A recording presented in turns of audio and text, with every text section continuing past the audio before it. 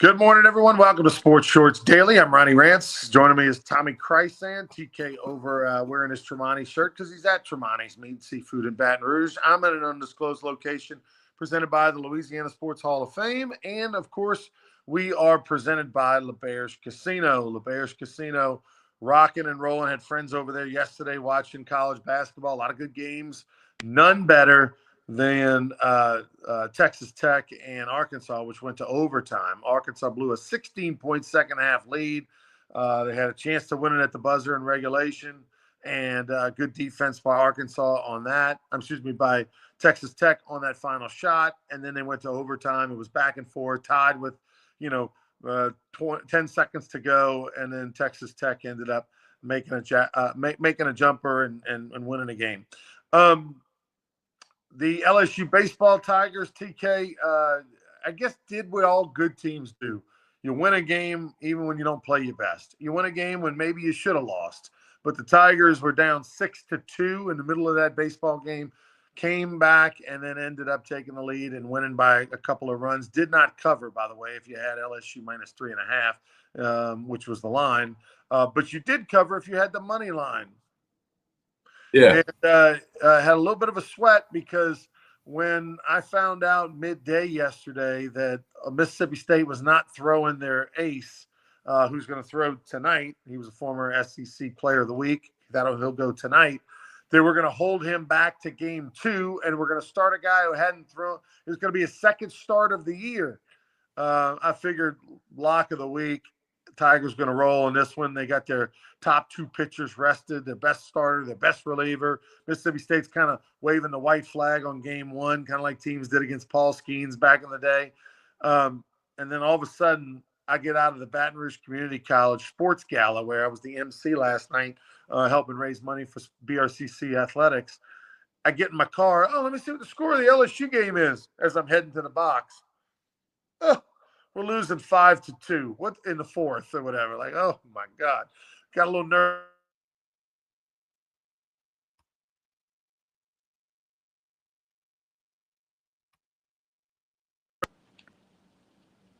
You got a little nervous, Ronnie. Yeah, when it was 6-2, I live bet LSU at plus $1.25. Nice, good. Because I was telling you, I knew the state ace was going tomorrow night. I knew once they got in the bullpen, the bats might wake up. I just took a shot. And I knew if they bring Cowan in, he was magnificent last night, and he has been all year. So I took a shot, plus $1.25. So got that one right as the Tigers come back and win 8-6. So, where did you live bet it? What app? ESPN Bet. Okay, because I had trouble finding it. It's college baseball still frustrating because you can find anything for NFL, MLB, college basketball. College baseball. Not every app is the same. Not every app has college baseball. Not every same games, and So I was looking real quick in the middle of the game, TK, because I felt the same way. I felt like LSU was coming back, and right before Dickinson hit the homer, actually, that about the 5 minutes before Dickinson hit the homer, I was trying to find it and on a couple of apps I used and couldn't. So I'll remember that next time. This is what I have to do on the ESPN Bet app. They don't have the little icon on the top of college baseball, but if you search LSU, and you hit the button, then it came up and it had the LSU Mississippi State game on there. So it's not you got to hit a couple of buttons to get to it on the ESPN Bet app. I've used the ESPN Bet since they took over at LeBear's, and of course twice a month we're out there for radio.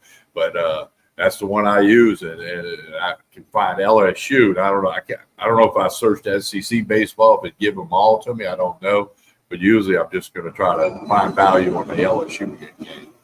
Speaking of LSU Mississippi State last night, Skip Bertman went to the game. He went with his daughter Jody, the first time he's been there since his wife's passing. So that was good to see him. I'm sure a million people were offering their condolences, and everybody was glad to see Coach Bertman at the game. Also, a couple other legends in the house. Louisiana Sports Hall of Famer Will Clark was there. Of course, Will lives in the Baton Rouge area and a proud Mississippi State alum. And Ron Polk, who Skip Bertman and Ron Polk, even though they make fun of each other and they make fun of Mississippi State and all that kind, and LSU, they're good friends, and they have a friendship and a respect for each other that goes back 50 years. And Ron Polk came in. Ron looks great, looks really the same. He looked old when he was young, and there was, I got a great picture sent to me by a friend of mine who it's a picture of Coach Bertman with his daughter Jody when he's arriving at the ballpark, walking into the front gate, and he and Ron Polk are about to embrace. Two legends. I mean, if there's a Mount Rushmore of college baseball in the SEC in particular, in the SEC Mount Rushmore, Ron Polk would be on it. Didn't they coach together in the Olympics or the Team USA? Yeah, I think 1988. I think Mark Marquis, the head coach at Stanford, and they were both on the staff. Team, and they were on the staff as well in Seoul. That was the staff that had Ben McDonald, also had Jim Abbott, the one-handed pitcher, was who threw a no-hitter in the big leagues. He was also a member of that team. Yeah, no, so that was cool. I enjoyed listening to Todd Walker. He's always good. And then, seeing Will Clark with his son Trey and his wife Lisa out there. And of course, he had his Mississippi State shirt on like he should. But it was good to see Will and Coach Polk. Even Todd Walker made a comment. Coach Polk looked like that when he was coaching at State.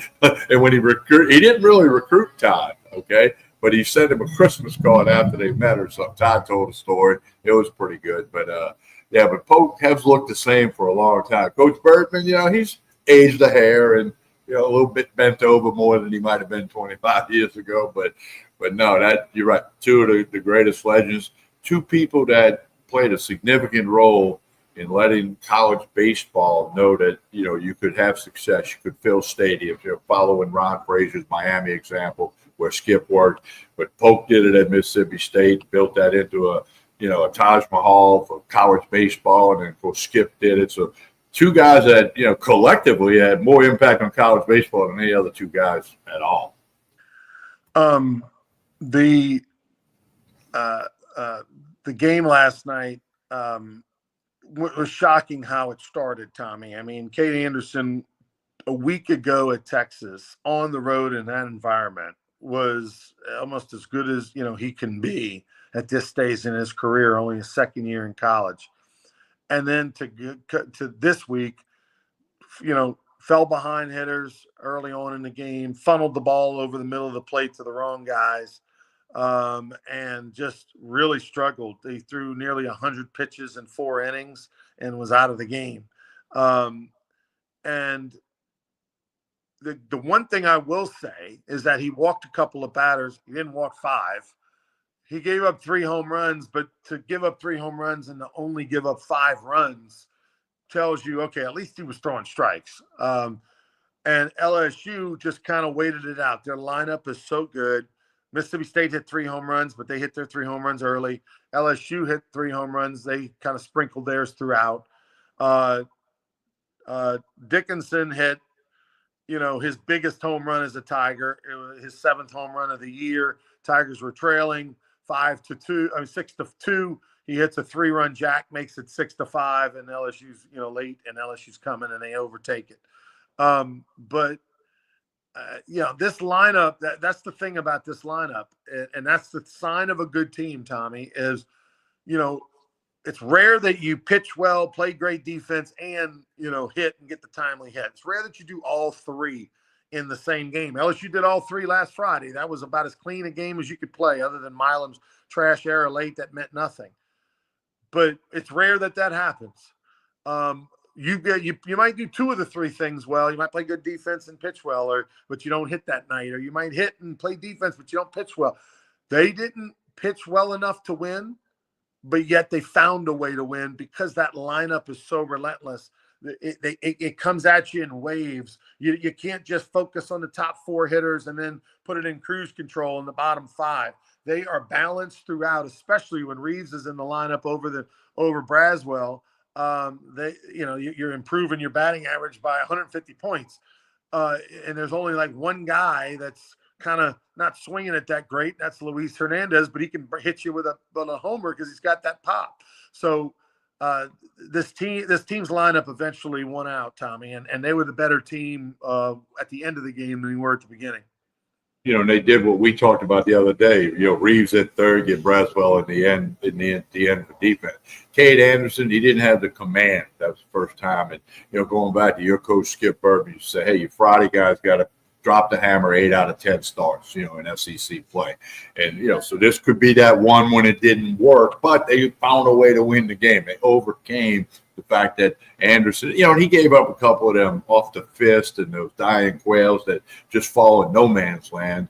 Now the 3 home run balls obviously hit very hard, but again, I said it when they played Missouri. That's still SEC players. Mississippi State, that's still SEC players with a good coaching staff, So, they found a way to win when they weren't at their best. They used all 3 of those elements you just talked about. And now you turn the page and you get ready for game 2, scheduled for 6:30 tonight. You and I were looking at the radar earlier. Pay attention to the LSU social media in case there's any change. Nothing as of a couple of minutes ago. But everybody knows how to do that now. Yeah, there was a lot of talk last night at the box when the last couple innings of the box, there was internal talk amongst LSU and officials about possibly moving the game up today to maybe like a 1 o'clock start. And at the moment, they're keeping it at 6:30. So at this point, I don't think there's no chance they're going to move it up to 1 o'clock at 9:30 with no announcement. I think it goes back to what you discovered and reported on Wednesday. They can use Sunday if needed to play a third game. And, now the forecast, starting later tonight and tomorrow, there's a lot of rain for several days, according to most forecasts. So maybe they're weighing they got a list. Okay, this. And again, just pay attention to the LSU social media or their website, and anything that comes from them would be official. The LSU women's basketball, Spokane, Washington, the proud few made the trip all the way up to Spokane to take on NC State, the home of Will Wade now. And then remember, as Tommy pointed out, they played in the Bahamas or whatever back in November around Thanksgiving or so, and LSU beat NC State by double digits. Things have changed. This is on a neutral court later in the year.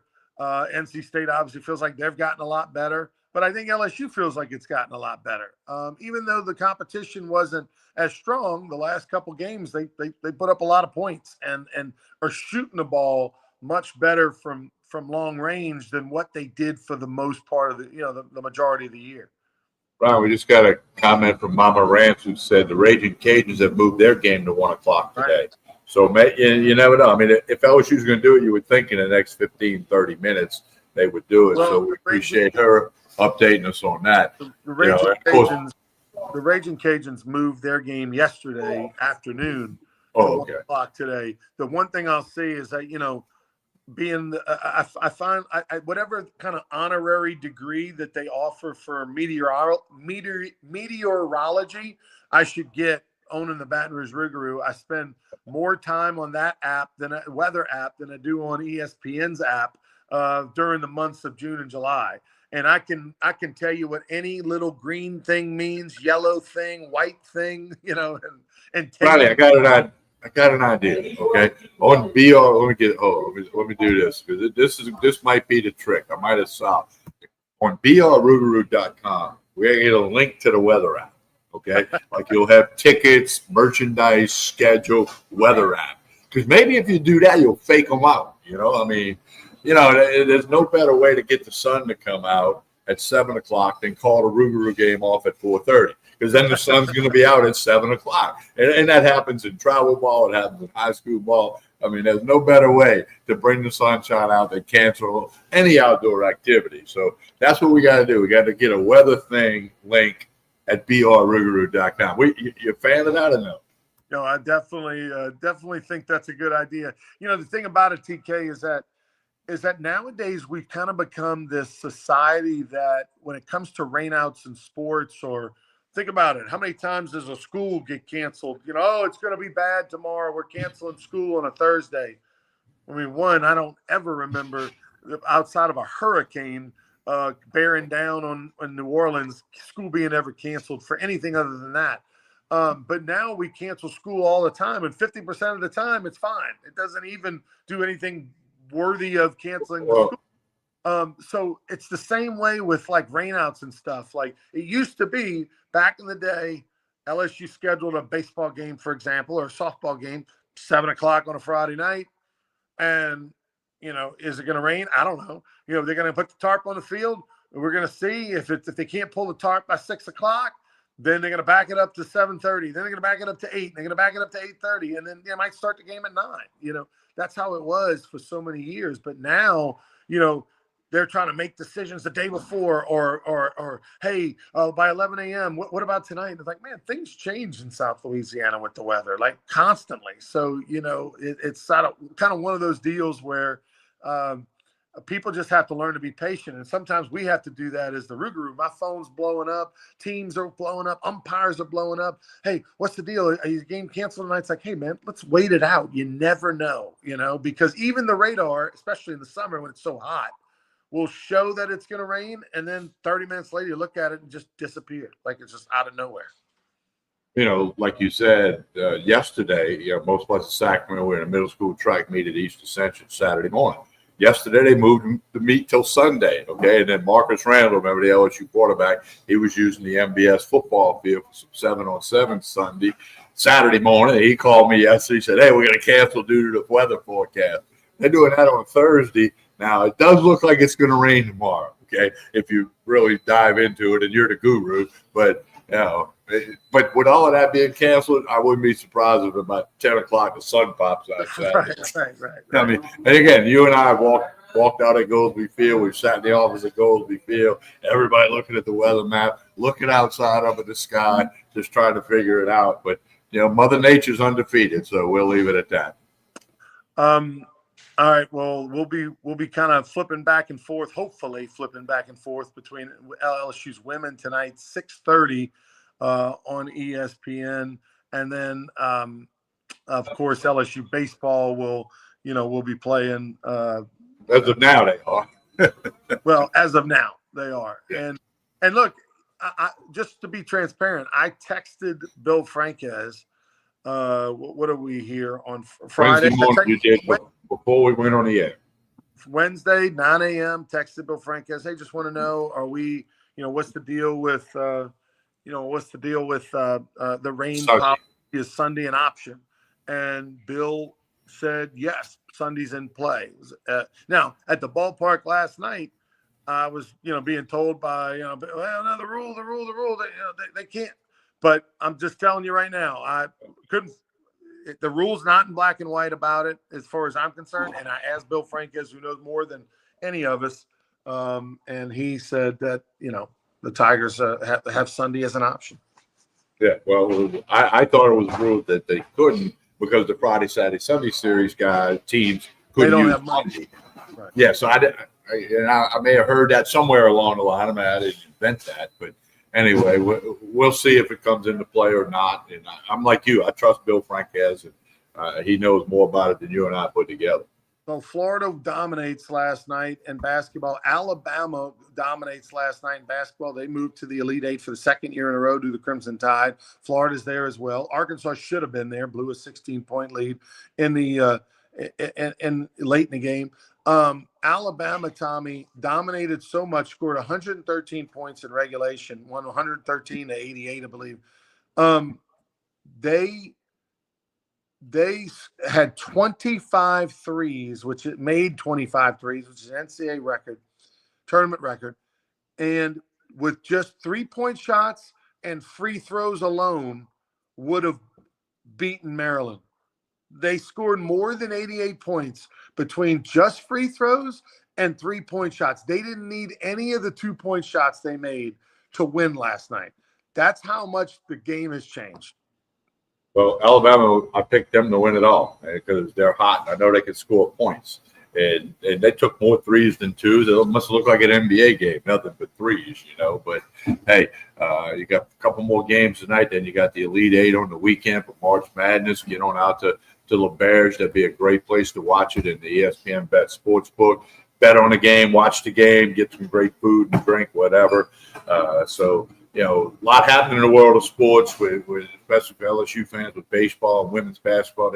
Oh, by the way, Major League Baseball opened up yesterday. So, there's just a lot happening in the sports world. The Masters is a couple of weeks away. I mean, it gives us plenty to talk about on Sports Shorts Daily and on Sports Shorts Radio, which we got a new location tomorrow. I got it up here on the screen. Leola's Cafe and Coffee House on Government Street in Baton Rouge. We'll be out there tomorrow. Of course, you can listen to ESPN Radio, Baton Rouge, Lafayette, Lake Charles.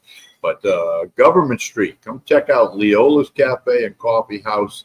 That's where Sports Shorts Radio will be tomorrow morning. Any idea if there'll be a Buzzy appearance? I don't know. I'll check with the Buzz, but it's if for you antique. I mean, if it's golfing, he can't play. If it's raining, I don't think he's playing golf. Yeah, I'm sure he'll have something, but we'll see. Circa 1856, a famous place in Baton Rouge. A lot of people will go antiquing and things like that. It's right there attached to it on the side of 1856 is Leola's, and our friend Ryder and all the gang from over on the west side are involved with taking over this lunch brunch place. And so looking forward to telling you all about it tomorrow morning, 10 to noon on ESPN Radio. Speaking of opening day, Josh Smith getting a chance to start at shortstop. He was an all-star last year as an alternate, as a utility guy, as a hitter, but now opening day shortstop starter for the Texas Rangers. That's exciting. Of course, Dylan Cruz starting in the major leagues with the Nationals in their opening day lineup.